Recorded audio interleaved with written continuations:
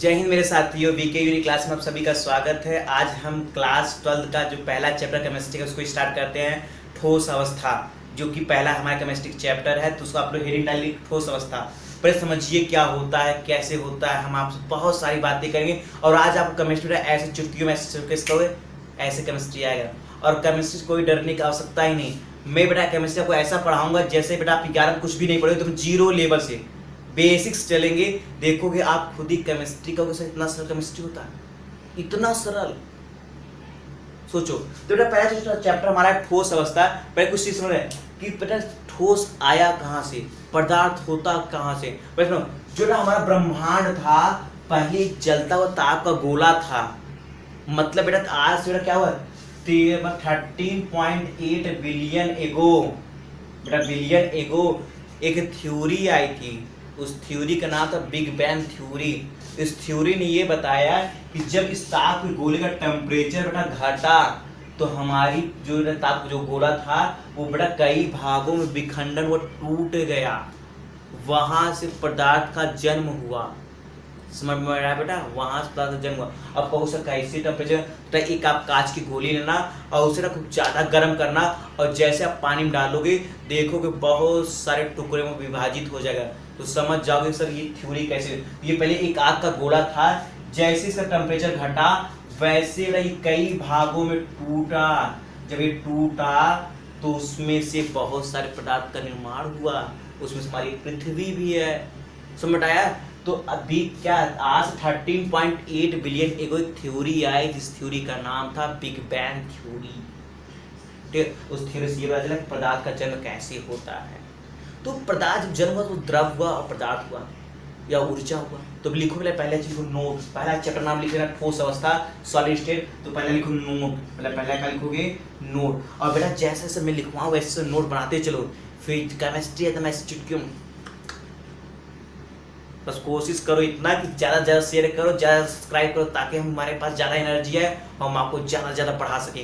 तो नोट लिखो, संपूर्ण ब्रह्मांड द्रव्य तथा ऊर्जा से बना होता है। ऊर्जा से बना होता है,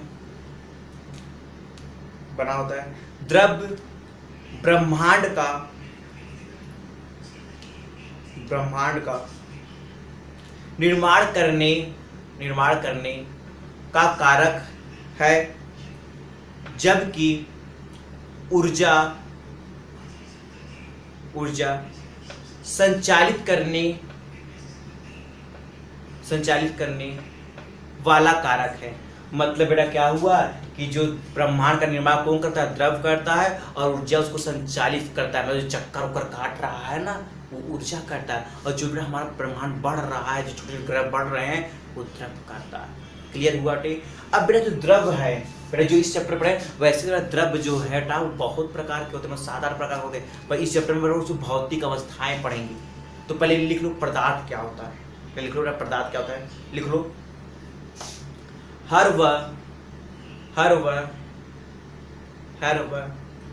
वस्तु जिसमें द्रव्यमान हो तथा जो स्थान घेरता हो द्रव्य या पदार्थ कहलाता है। क्लियर बेटा, कोई दिक्कत तो नहीं। अब जो द्रव्य है बेटा जो इस चैप्टर में पढ़ेंगे द्रव्य, वो द्रव्य दो प्रकार के होते हैं। जो इस चैप्टर में द्रव्य पढ़ेंगे द्रव्य वो दो प्रकार के होंगे। दो प्रकार बेटा, दो प्रकार कौन कौन से होंगे। पहला दृढ़, दूसरा तरल। दृढ़ मतलब कठोर, क्या कठोर। तो कठोर में केवल क्या आएगा, ठोस। कठोर में क्या आएगा, केवल ठोस आएगा।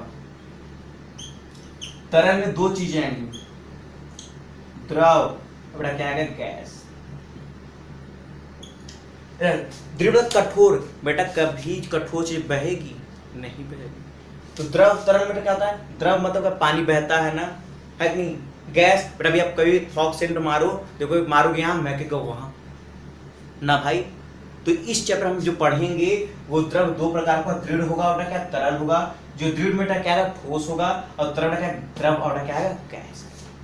क्लियर हुआ, कोई दिक्कत नहीं। अब अगला हेडिंग लिखिए, पदार्थ के भौतिक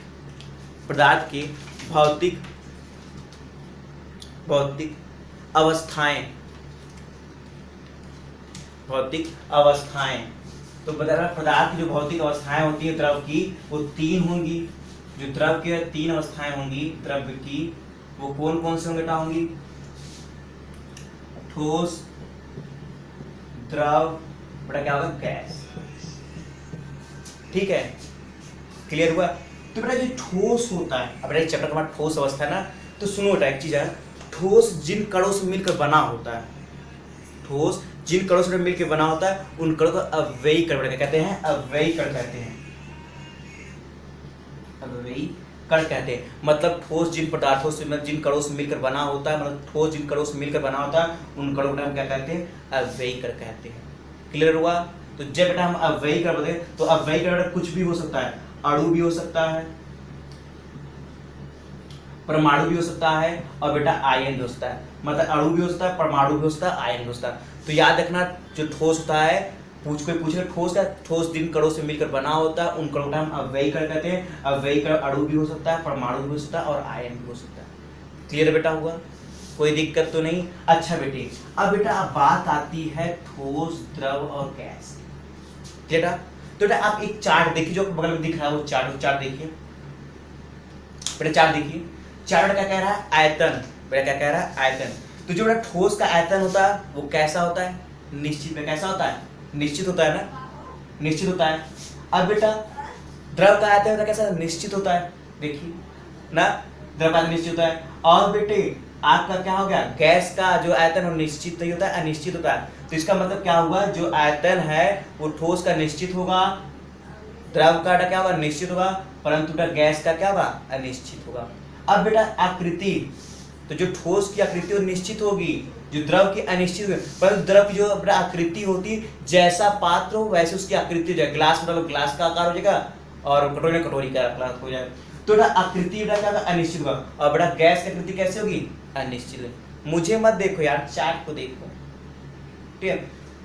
तो दृढ़ता मतलब कठोर, तो ठोस बेटा कठोर होता है ना, परंतु द्रव कठोर नहीं होते, और बेटा गैस भी कठोर नहीं होते, ये तरल होते हैं। तो दृढ़ता क्या? ठोस होता है, गैस नहीं होता, और द्रव भी नहीं होते। अब बेटा संपीडनशीलता, तो संपीडनशीलता मतलब बेटा क्या हुआ कि क्या हम बेटे क्या कहते हैं, ठोस को दबा सकते हैं? नहीं दबा सकते ना, तो वो असंपीडी हो जाएगा, मतलब दबा नहीं सकते हैं। परंतु बेटा द्रव को दबा सकते, पर हल्का, ज्यादा नहीं, हल्का दबाएंगे, ठीक है, बहुत कम। और बेटा गैस तो ज्यादा होता है। अब बेटा विसरण, तो विसरण बेटा क्या होता है? मतलब बहना, मतलब बेटा बहना। तो जो कांच जो होता है हमारा, बेटा कांच अगर आप लगाओ तो बेटा काफी समय बाद देखो कांच बीच में पतला हो जाता है, नीचे मोटा हो जाता है। इसलिए बेटा जो क्या विसरण है, वो कांच जो ठोसों बहुत लंबे समय बाद होता है। तो बेटा जब बेटा हम लोग यात्रा करते हैं गाड़ी में, तो बेटा जो गाड़ी जो बसें होती हैं, जो गाड़ी की कांचें होती हैं, देखो नीचे मोटा हो जाएगा और बीच में क्या हो जाएगा?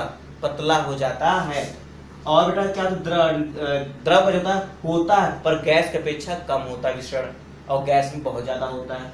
अब बेटा तरलता, कभी ठोस बहता है? नहीं बहता है, तो तरलता ठोस में नहीं होता, परंतु द्रव में होता है, गैस में होता है। चार्ट देखते रहो, चार्ट देखते रहो। और अंतराणु बल आप जानते ही हो। और बेटा घनत्व ठोस का ज्यादा होता है, द्रव का उससे कम, उससे कम। क्लियर हुआ? ये चार्ट पूरा समझ बेटा आपको आ गया। अब बेटा अगला हेडिंग लिखिए ठोस। बेटा क्या लिखिए? ठोस। क्या लिखिए? ठोस लिखिए, हम बोले लिखिए प्रत्येक ठोस अव्ययी कणों से मिलकर बना होता है। इन कणों के मध्य रिक्त स्थान बहुत कम होता है, जिसके कारण इनके अव्ययी कणों के मध्य अंतराणविक बल ज्यादा होता है, जिसके कारण इन कणों की स्थिति स्थिर बनी होती है। अब बेटा लिखिए नोट, नोट लिखिए, नोट। बेटा क्या लिखिए? नोट, नोट लिखिए, नोट लिखिए। देखिए, गर्म करने पर ठोस द्रव तथा गैस में परिवर्तित हो जाता है, पहला पॉइंट। दूसरा पॉइंट लिखो, ठोस के अवयवी कण या अवयवी कणों की स्थितियां निश्चित होती हैं। ये कण केवल अपनी माध्य स्थितियों के चारों ओर कंपन कर सकते हैं। तीसरा पॉइंट, ठोसों के गलनांक उच्च होते हैं। क्लियर हुआ? नोट लिख लिए। अब अगला हेडिंग लिखो। अगला हेडिंग, ठोस के गुणधर्म। हेडिंग, अगला हेडिंग, अगला हेडिंग। तो नंबर 1 लिखिए। नंबर 1, ठोस पदार्थों के आयतन, आकार, आकृति निश्चित होती है, पहला पॉइंट। दूसरा पॉइंट लिखो, इसमें संपीडिता का गुण नगण्य होता है। मतलब ठोस कोई फैलते हैं? नहीं फैलते हैं। अर्थात इन पदार्थों को जब दबाया जाता है तो ये आसानी से नहीं दबते। तीसरा पॉइंट, ठोस पदार्थों में आणविक बल बहुत अधिक पाया जाता है, अर्थात इनके कण पास पास होते हैं और उच्च अंतरा आणविक बल द्वारा बधे होते हैं। बेटा उसके बेटा कण होते हैं, बेटा जो क्या होता है कण। देखो अब कण, देखो पाव पास पास है ना, देखो बेटा कण कैसे कैसे कैसे पास पास हैं। जो ये बेटा कण है पास पास ना, तो इसलिए जो इनके बीच का अणु होते हैं बहुत ज्यादा बेटा क्या होते हैं, कठोर होते हैं। मतलब तो अंतरा आणविक बल बहुत ज्यादा होता है। क्लियर हुआ बेटा? अब बेटा कितने 3 बेटा 14 पॉइंट लिखो, बस 3 ऐसे 3 पॉइंट लिखो। अब बेटा अगला हेडिंग लिखो। अगला हेडिंग, ठोसों का वर्गीकरण। ठोसों का वर्गीकरण, बेटा अगला हेडिंग तो लिखिए, ठोसों का वर्गीकरण निम्न 2 प्रकार से किया जा सकता है। नंबर 1, क्रिस्टली ठोस। नंबर 2, अक्रिस्टली ठोस। अच्छा ना, क्रिस्टली ठोस अक्रिस्टली ठोस होता क्या है? बेटा क्रिस्टली ठोस में जैसे बेटा कॉपर हो गया, आयरन हो गया, चीनी हो गया, ये सब क्या क्रिस्टली ठोस है, लोहा जो कहता है आयरन। और अक्रिस्टली ठोस में जैसे टायर हो गए, इधर को टायर, ग्लास हो गया, रबड़ हो गए, प्लास्टिक हो गया, ये सब किसमें आ जाएंगे? अक्रिस्टली में। क्लियर? अगला नंबर क्रिस्टली ठोस। क्या लिखो? क्रिस्टली ठोस। देखो, वे ठोस पदार्थ जिनके अवयवी कणों का क्रम नियमित होता है, क्रिस्टली ठोस कहलाता है। क्रिस्टली ठोस के अवयवी कण एक निश्चित त्रिविमी जालक में व्यवस्थित होते हैं, जिन्हें क्रिस्टल जालक या दीर्घपरासी व्यवस्था या आकाशीय जालक या त्रिविमी जालक कहते हैं। क्लियर बेटा हुआ? कोई दिक्कत तो नहीं रहा बेटा? इसकी व्यवस्था जो इसका स्ट्रक्चर है आप यहाँ ग्राफ में देख सकते हो। बेटा ग्राफ में देख सकते हो, जो कि आपको ग्राफ के सामने दिख रहा है। ये ग्राफ बेटा कैसे बना हुआ है? आप देखो ग्राफ ऐसे बना हुआ है।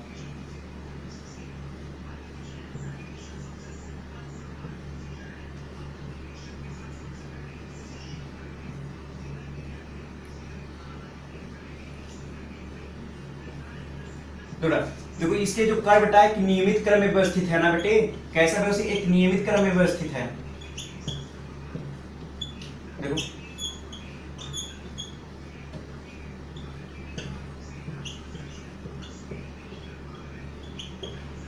एक नियमित क्रम में व्यवस्थित है ना भाई। जो इस प्रकार का व्यवस्था होता है वो हमारा क्या कहता है, क्रिस्टली कहलाता है। बेटा इससे आप एक चीज देखो, गांव वाली शादी देखियो, गांव वाली शादी, तो गांव वाली शादी क्या होता है, महिलाओं के लिए अलग व्यवस्था, पुरुषों के लिए अलग होता है, बच्चों के लिए अलग होता है। मम्मी को भी महिलाओं में जाओ, पापा को पुरुषों में जाओ, बच्चा को बच्चे में जाओ।